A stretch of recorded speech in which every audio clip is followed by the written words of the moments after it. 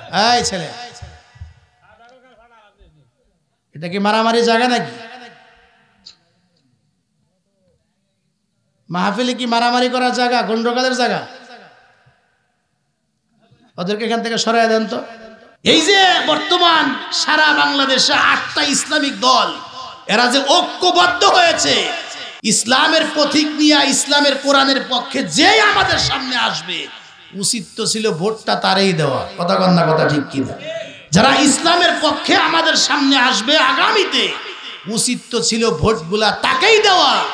কিন্তু আমরা বহু মানুষ এমন আছি, দেখবেন যে যারা পথিক নিয়ে সামনে আসবে এর মধ্যে যারা বিড়ি, সিগারেট, টাকা পয়সা, ভোট প্রতি 2000 5000 করে টাকা দিবে, দেখবেন যে নির্বাচনের দিন সবগুলি ভোট গিয়ে জালেমের বাক্সেই পড়বে। কারণ ভালো মানুষের পক্ষে ভোট থাকে না। কেন? ভালো মানুষের টাকাও নাই, ভোটও নাই। কথা কন না, কথা ঠিক কিনা? কয় না হুজুর আপনি যে আইছেন ঠিক আছে, হুজুর ভালো মানুষ ঠিক আছে, কিন্তু হুজুরের টাকাও নাই, ভোটও নাই। কথা কন না, কথা ঠিক কিনা? এজন্য অতীতে আমরা যে যাই কিছু করি না কেন, এখন সারা বাংলাদেশে ইসলামিক 8টা দল যেভাবে ঐক্যবদ্ধ হয়েছে, ইসলামের পক্ষে বাক্স, ভোটের বাক্স একটাই দেওয়া হচ্ছে। এজন্য মুসলমান হিসাবে উচিত হবে আগামীতে ইসলামের পক্ষে আমরা থাকবো। জোরে কন্যা, কথা ঠিক কিনা? ইসলামের পক্ষে আমাদের থাকার দরকার। আপনারা কি মনে করেন 5 আগস্টে যে এই বাংলাদেশ যে স্বাধীন হয়েছে, স্বাধীন ঠিকই হয়েছে, দ্বিতীয়বার স্বাধীন হয়েছে। সত্যি করে বলুন তো, স্বাধীন হওয়ার পরেও কি আমরা কি শান্তি পেয়েছি?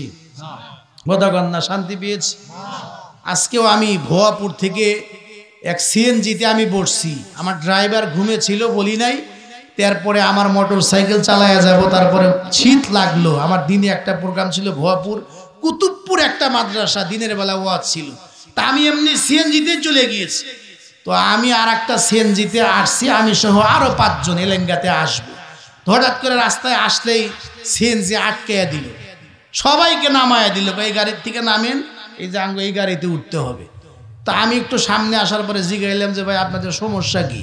কয় হুজুর সমস্যা কিছুই না, হাসিনার আমলেও চাঁদা দেওয়া লাগতো, এখনো দেওয়া লাগে, শুধুমাত্র হাতটা পরিবর্তন হয়েছে। কথা কয় না, আমি মনে হয় অবাস্তব বললাম। কথা কন না, কথা ঠিক কিনা? কয় আগেও যা ছিল এখনো তাই আছে, শুধুমাত্র হাত পরিবর্তন হয়েছে, জনগণের কোনো ফায়দা হয় নাই। আওয়াজ দা, কথা কন না, কথা ঠিক কিনা? কিছু কিছু সালাম আছে ভোটের সালাম। কথা কন, কথা ঠিক কিনা? সারা জীবন দেয় না, নির্বাচনে খারাপ হয়েছে, এখন খুব সালাম দেয়, কোনো কোনো সালাম নির্বাচন শেষ হওয়ার পরে আর দেয় না। এটা হলো নির্বাচনী রাজনৈতিক সালাম। কথা কন না, আছে না? কথা কন না, আছে না? নাই। এক নেতাই বলে নির্বাচনের আগে 1 আসর 4 বার পড়ছি। 1 আসর কয়বার পড়ছি? মানে যেখানেই 5 জন দেখে, এই তোমরা দাঁড়াও, আগে নামাজ যায়, হে নামাজে খাড়া হয়ে যায়। আবার দক্ষিণ পাড়া গেছে, হেনেও যায়, কয় যে পরে কথা, আগে নামাজ। তো একজন ডাক দেয়া কয় যে নেতা 1 আসর না আজকে 4 বার হইল, কয় যে নির্বাচনের আগে হোক, পরে তো আর না, আগে 4 বার না 8 বার হইলেও কোনো অসুবিধা নেই। এরকম কিছু লোক আছে না? নাই।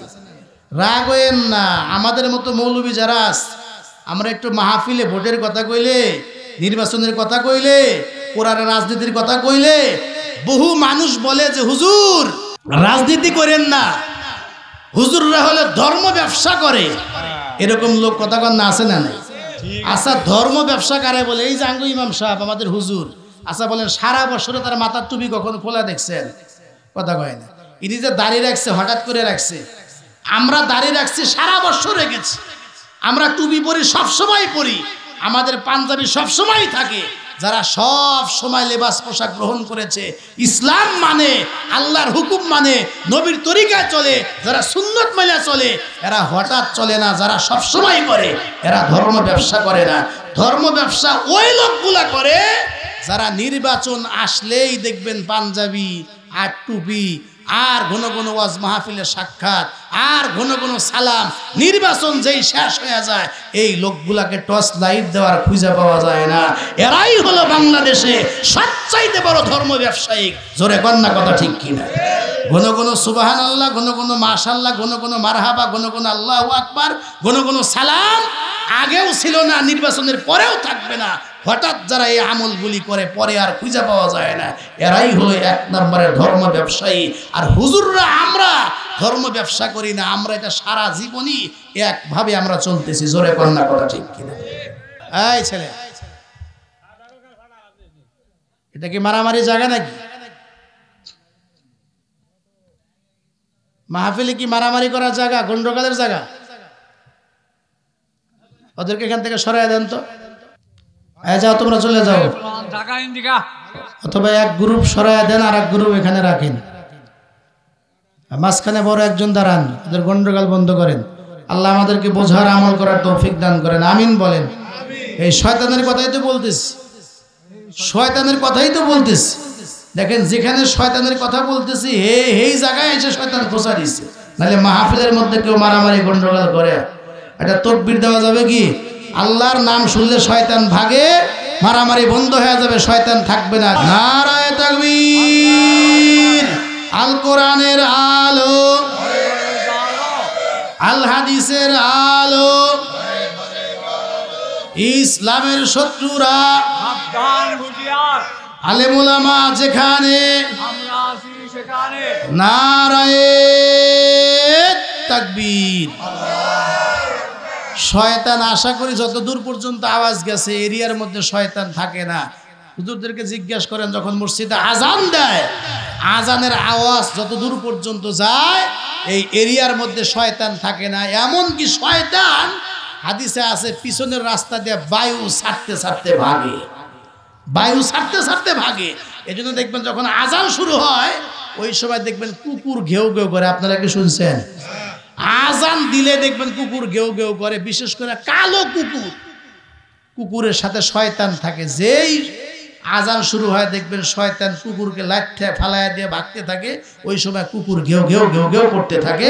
হাদিসের মধ্যে আছে আল্লাহু আকবার, এটা এমন পাওয়ার এই আওয়াজের মধ্যে। এই আওয়াজ শুনলে যত দূর পর্যন্ত আওয়াজ যায় এরিয়ার মধ্যে শয়তান থাকতে পারে না। একটু জোরে বলেন না সুবহানাল্লাহ।